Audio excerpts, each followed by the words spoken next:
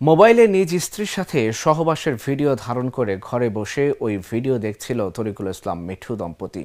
এ সময় প্রতিবেশী ৬ বছর বয়সী শিশু লুকিয়ে তা দেখে ফেলে। পরে কৌশলে ওই শিশুকে নিজেদের রান্নাঘরে নিয়ে বিবস্ত্র করার চেষ্টাকালে শিশুটির নানি দেখে ফেলেন। তখন শিশুটিকে ফেলে পালিয়ে যায় তরিকুল ইসলাম মিঠু। বৃহস্পতিবার যশোরের ভেকুটিয়া কলোনি মোড়ের একটি ভাড়া বাড়িতে এই ঘটনা হয়। ঘটনার পর থেকে পলাতক ছিল ধর্ষণ চেষ্টায় অভিযুক্ত মিঠু।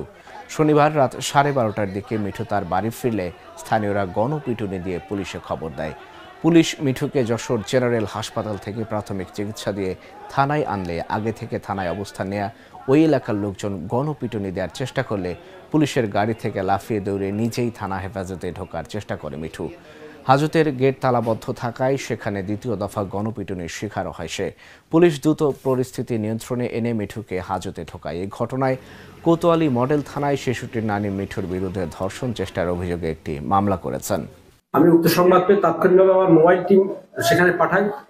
মোবাইল টিম সেখানে গিয়ে দেখে মিঠু নামে এক ব্যক্তি যে ধর্ষণের চেষ্টা করেছে, তাকে স্থানীয় জনগণ গণদোলাই দিয়ে আহত করেছে।